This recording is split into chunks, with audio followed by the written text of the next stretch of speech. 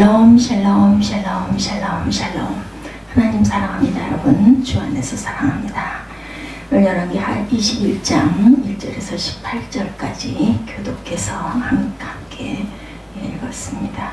요나스가 그의 조상들과 함께 자매해 그의 궁궐 동산 곧 우사의 동산에 장사되고 그의 아들 아몬이 대신하여 왕이 되니라. 이제 왕권이 바뀌는 그러한 이야기가 21장에는 기록되어 있습니다. 1절에는 므낫세가 왕이 될 때 나이가 12세라 예루살렘에서 55년간 다스리니라. 그의 어머니 이름은 헵시바더라. 이렇게 시작되죠.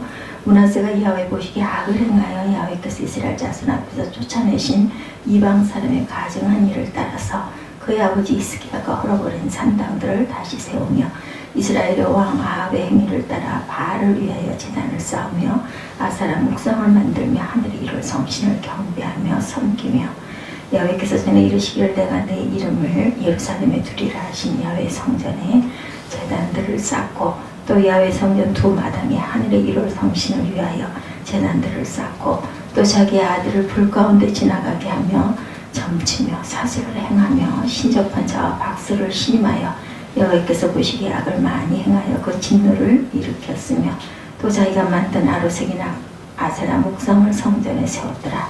옛적에 야훼께서 이 성전에 대하여 다윗과 그의 아들 솔로몬에게 이르시기를 내가 이스라엘의 모든 지파 중에서 택한 이 성전과 예루살렘에 내 이름을 영원히 두지라 이렇게 말씀하셨습니다. 만일 이스라엘이 나의 모든 명령과 나의 종 모세가 명령한 모든 율법을 지켜 행하면 내가 그들을 발로 다시는 그의 조상에게 준 땅에서 떠나 유리하지 아니하리라 이렇게 약속을 하셨는데 그만 이렇게 악을 행하고 우상을 섬기는 바람에 하나님께서는 아주 진노하시고 힘들어하셨다라는 말씀이죠.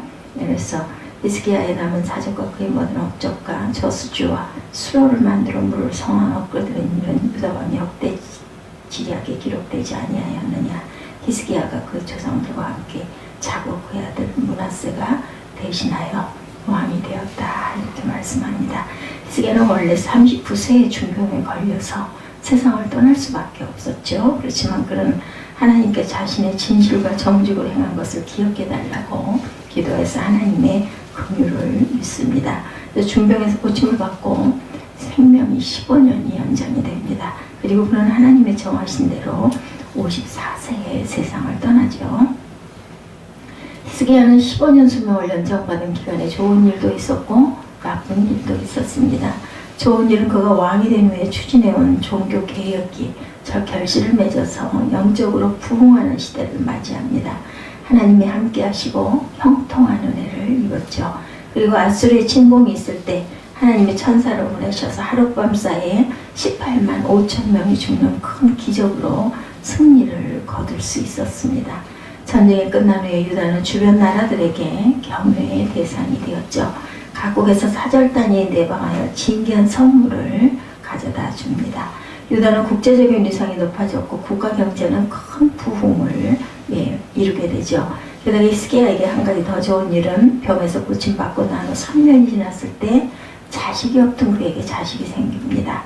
이때 태어난 자녀가 아들 므낫세이죠. 므낫세는 히스기야가 왕위를 잇는 왕자가 없었는데 이 아들을 낳음으로 인해서 왕위를 잇게 되죠. 무자이든 히스기야에게 므낫세는 너무나 큰 기쁨이고 소망이었습니다. 히스기야가 54세의 세상을 떠나 안타깝게도 므낫세와 왕자는 겨우 12살이었죠. 그리고 므낫세는 그 후로 52년간 왕이 있었습니다. 그는 67세의 세상을 떠날 때까지 유다의 역사에서 가장 오랫동안 왕위에 머무르는 인물이 되었는데 므낫세 왕의 생애를 통해서 하나님 우리에게 주시는 교훈 우리 생각해 보도록 하죠. 자녀를 주의 교양과 훈계로 양육해야 합니다. 히스기야가 세상을 떠난 후에 므낫세는 12세의 왕이 되죠. 그런데 므낫세는 왕이 된 후에 야훼 보시기에 악을 행하였고 하나님이 이스라엘 자손 앞에서 쫓아내신 이방 사람의 가증한 일, 즉 우상 숭배를 앞장서서 하기 시작했습니다. 그의 아버지 히스기야가 헐어버린 산당들을 다시 세우고 이스라엘 왕 아합의 행위를 따라 바알을 위하여 제단을 쌓고 아세라 묵상을 만들며 하늘의 일월 성신을 경배하며 섬기며 그의 아버지 히스기야가 종교 계획을 통하여 철저히 없애버린 산당을 다시 세우기도 했죠. 예, 그리고 아합이 만들었던 바알 제단과 아세라 목상까지 만들고 하늘의 1월 성신까지 숭배하는 일을 벌입니다. 또한 하나님이 가증스럽게 여기던 일, 가나안 족속들이 자기 자녀를 불러 태워서 제물로 바치는 것을 행하기도 합니다. 그리고 무당과 박수를 가까이 두고 점을 치면서 하나님의 진노를 격발하죠. 그것은 하나님의 성전에 자기가 만든 아세라 목상을 세운 겁니다. 예, 원래 바알과 아세라 우상은 두로와 시돈 나라의 우상이었었죠. 그런데 북이스라엘 왕 아합이 두로와 시돈의 공주 이세벨을 왕비로 맞이할 때 이세벨의 자기 나라에서 가지고 와서 북이스라엘에 만연을 시켰던 겁니다. 그리고 이세벨의 딸인 아달랴가 유다왕 요람의 왕비가 되어 남유다에 시집을 올 때 남유다에 가지고 와서 바알과 아세라 우상 숭배를 전파합니다. 그리고 아하스 때 우상 숭배가 크게 달하죠. 아하스 아들인 히스기야는 아버지가 만연시킨 바알과 아세라 우상을 철저히 없앴습니다. 하나님께 대한 신앙을 회복했었고, 그랬었는데 애석하게 다윗 다음으로 선왕이었던 히스기야의 아들, 그 힘들게 얻은 그 므낫세가 아버지의 훌륭한 지적을 단숨에 무너뜨려버리고 맙니다.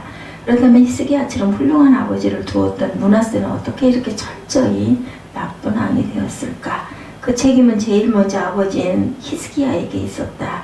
히스기야는 아들 므낫세에게 도대체 무엇을 가르쳤고 어떤 영향을 주었기에 이렇게 므낫세가 역사상 제일 나쁜 왕으로 손꼽히게 되었을까? 성경은 그 이유에 대해서 자세히 말하지는 않습니다. 그렇지만 히스기야가 아들 교육을 실패했다는 것은 부인할 수가 없죠. 왜 히스기야는 아들 므낫세를 제대로 교육시키지 못했을까요? 추측건대 히스기야는 자신이 하나님께 연장받은 수명이 15년이라는 것을 정확하게 알고 있었습니다. 그런데 그가 3년째 되던 해에 므낫세를 얻었죠. 히스기야는 이제 남은 시간은 12년이었습니다. 그런 늦둥이로 얻은 므낫세가 너무나 사랑스러웠을 것이고 하루하루가 소중했을 것인데, 그러다 보니 히스기야는 므낫세를 양육할 때 주의 교양과 훈계로 하지 아니하고 오로지 사랑과 용납만을 베푼 것 같습니다. 그러다 보니 히스기야는 므낫세를 양육할 때 므낫세는 오만 방자하고 하나 무인한 사람이 되고 말았다. 우리가 이 땅에서 많은 업적을 남기고 사회와 국가에 공헌하는 역할을 감당할 수가 있습니다. 그러나 그것보다 우리에게 가장 기본적이고 중요한 것은 부모로서 자녀에게 올바른 교육을 해주고 신앙을 유산으로 물려주는 것보다 중요한 것은 없죠. 우리는 내 당대에서 하나님을 잘 섬길 것이 아니라 우리 자녀가 후손들이 변함없이 하나님을 잘 섬길 수 있도록 자녀에게 신앙교육을 잘하고 그리고 신앙의 유산을 물려주도록 해야 되겠다. 에베소서 6장 4절에 또 아비들아 너희 자녀를 노엽게 하지 말고 오직 주의 교훈과 훈계로 양육하라 이렇게 말씀합니다.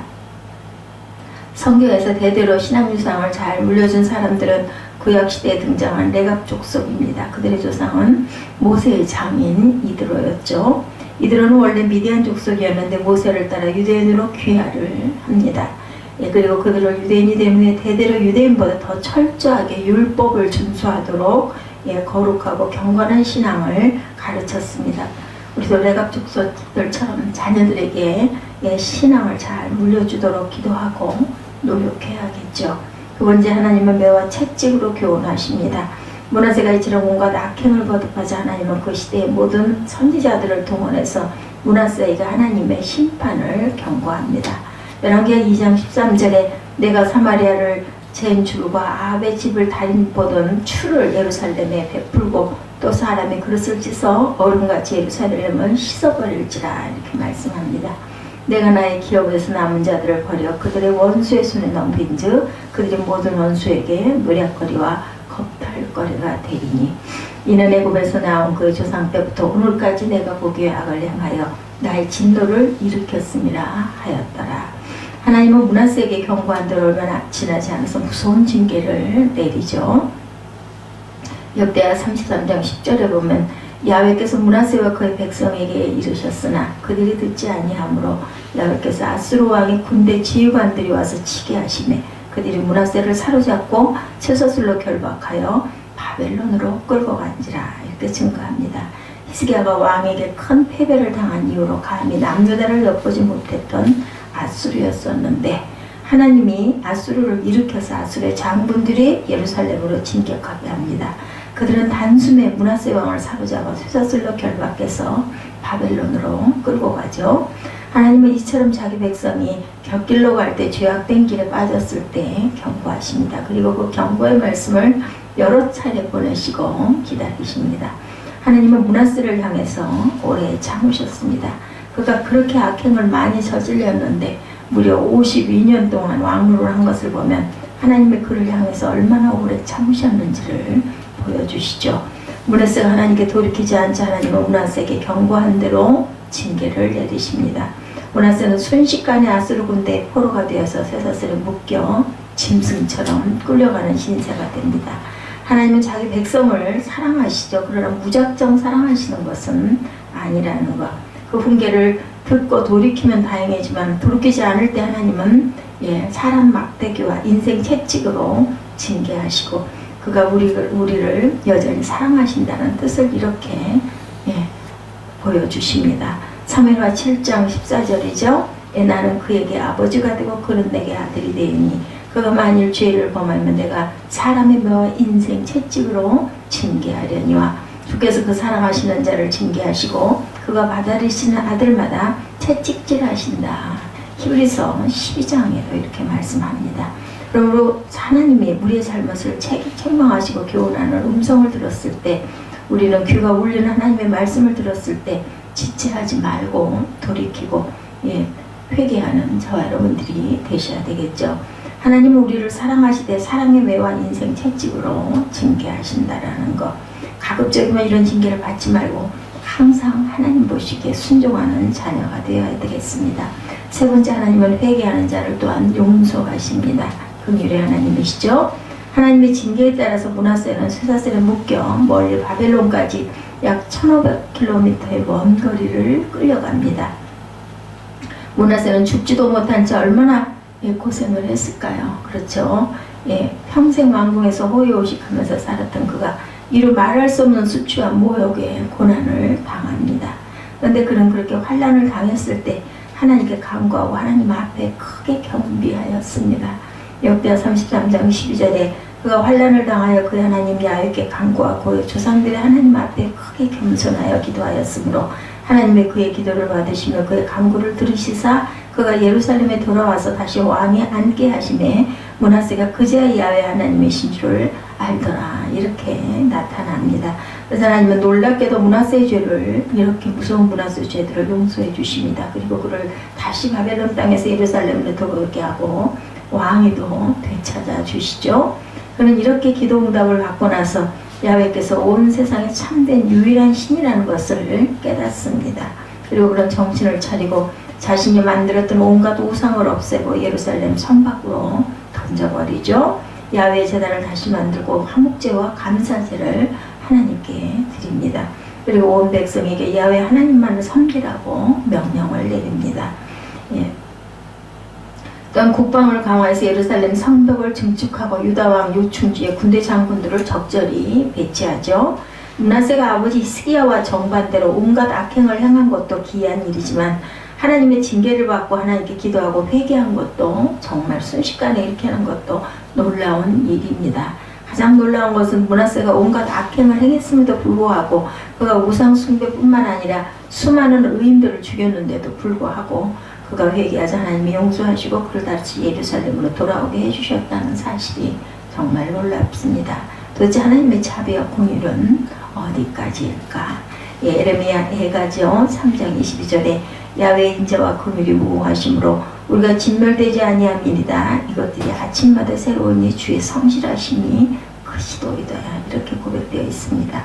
죄인 중에 죄인이는 나를 향해서도 오래 참으시고 용서해 주시는 하나님의 사랑 앞에서 우리는 감격하고 눈물을 지을 수밖에 없죠.